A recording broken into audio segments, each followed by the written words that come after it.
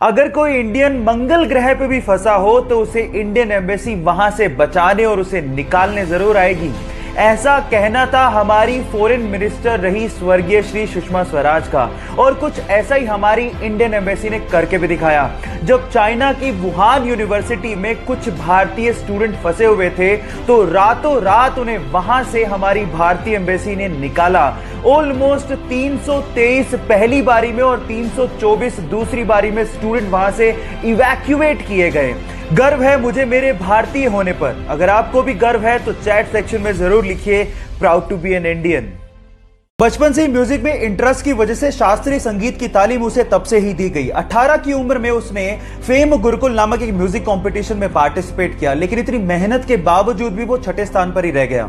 इसके बाद उसे समझ में आया कि म्यूजिक में उसे और डेप्थ की जरूरत है। अपने सर्वाइवल के लिए उसने मुंबई में कई म्यूजिक कंपोजर्स के अंडर काम किया। फाइनली अपनी मेहनत के चलते बॉलीवुड में उसे अपना पहला ब्रेक फिर मोहब्बत सॉन्ग से मिला। फिर मोहब्बत सॉन्ग तो सबकी जुबान पे चढ़ गया, लेकिन वो सिंगर अभी भी इतना फेमस नहीं हो पाया। लेकिन उसने हार नहीं मानी। फाइनली आशिकी 2 के तुम ही हो सॉन्ग के बाद वो रातों रात सुपरस्टार बन गया। क्योंकि तुम ही हो, अब तुम ही हो, जिंदगी अब तुम ही हो। गाइस, अब आप ये सोचिए कि अगर उस सिंगर ने कंपटीशन हारने के बाद हार मान ली होती तो क्या वो आज अरिजीत सिंह से द अरिजीत सिंह बन पाता? इसीलिए नेवर गिव अप। मात्र 40 दिन के एक छोटे से बच्चे को मैंगलोर से बेंगलोर हार्ट ट्रांसप्लांट सर्जरी के लिए जल्द से जल्द शिफ्ट करना था। हवा के रास्ते नहीं ले जाया जा सकता था क्योंकि हवा के दबाव को वो छोटा सा बच्चा शायद सहन ना कर पाता। इसके लिए बचा था सिर्फ और सिर्फ सड़क का रास्ता। और इस मुश्किल काम को करने के लिए कर्नाटका की जनता और ट्रैफिक पुलिस ने पूरा साथ दिया। पूरी तरह से सड़क को जीरो ट्रैफिक बना दिया गया और बाकी बचे हुए काम को हनीफ भाई ने किया। हनीफ भाई ने 360 किलोमीटर का रास्ता जो कि 8 घंटे में तय होता उसे सिर्फ 4 घंटे में तय करके बच्चे की जान को बचाने में पूरा साथ दिया। गाइस, वो कहते हैं ना कि बचाने वाला भी उतना ही बड़ा होता है जितना कि पैदा करने वाला। इसीलिए ट्रैफिक पुलिस, कर्नाटका की जनता, डॉक्टर्स और हनीफ भाई को मेरी तरफ से सलाम।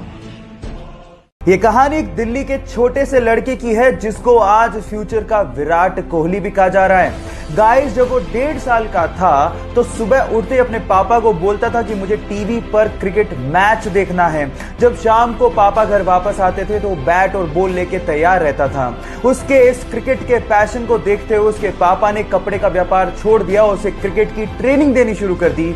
और आज वो लड़का छोटी सी उम्र में ऐसे शॉट खेलता है जैसे कोई प्रोफेशनल क्रिकेटर खेल रहा हो। दिल्ली के उस लड़के का नाम है शायन जमाल। और गाइस, दिल्ली के इस वंडर बॉय के लिए एक लाइक तो बनता है। भरी मीडिया में जब उसने माना कि सैंड पेपर से बॉल टेम्परिंग का आइडिया उसका था तो इस बात से पूरी तरह से क्रिकेट ऑस्ट्रेलिया हिल गया और उस खिलाड़ी पर 1 साल का बैन लगा दिया गया। उस 1 साल में उसकी बहुत बदनामी हुई और उसे लगने लगा कि क्या वो कभी टेस्ट क्रिकेट खेल भी पाएगा।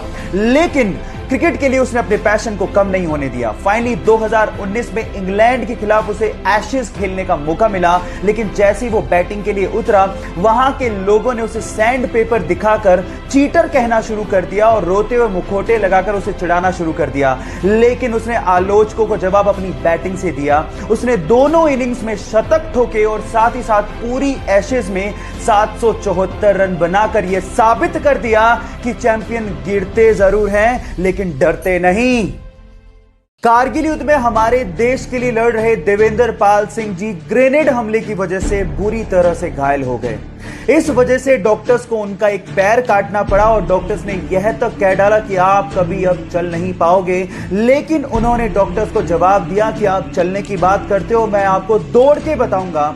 उनकी इच्छा शक्ति और 10 साल की कड़ी मेहनत के बाद आज वो इंडिया के सबसे सक्सेसफुल ब्लेड रनर हैं और आज उनके नाम पर 2 Guinness book of world records भी हैं। गाइस, यहां सीखने लायक बात यह है कि इंसान तब तक नहीं हारता जब तक वो अंदर से हार ना मान जाए। इसलिए अपने आप पे विश्वास रखो और आगे बढ़ते चलो। अरे यार, नेट कनेक्ट नहीं हो रहा, बल्ब ऑन करना जरा। अरे हाँ, अब हो गया। आप लोग क्या लग रहा है मैं मजाक कर रहा हूं? आने वाली टेक्नोलॉजी ऐसी होने वाली है जब आप सिर्फ एक बल्ब ऑन करोगे और आपका नेट चल जाएगा। आज के टाइम पे आप लोग इंटरनेट चलाते होगे वाईफाई को ऑन करके, लेकिन आने वाले समय में इसकी जरूरत नहीं पड़ेगी, क्योंकि अब आ गया है वाईफाई को रिप्लेस करने वाली बेहतरीन टेक्नोलॉजी लाइफाई, जिसकी फुल फॉर्म है लाइट फिडेलिटी। एक्चुअली वाईफाई में हम लोग रेडियो वेव्स को यूज करते हैं, और जिससे जो डेटा आप लोग ट्रांसफर करते हो, बेसिकली इंटरनेट का मतलब ही डेटा ट्रांसफर है, वो इतना सिक्योर नहीं होता। लेकिन लाइफाई से यानी कि लाइट फिडेलिटी से जब आप डेटा ट्रांसफर करोगे तो वो ज्यादा सिक्योर्ड भी होगा, ज्यादा स्पीड से भी होगा। और इस टेक्नोलॉजी को देने वाले का नाम है हेरोल्ड हस। तो बंदे के लिए एक लाइक तो बनता है।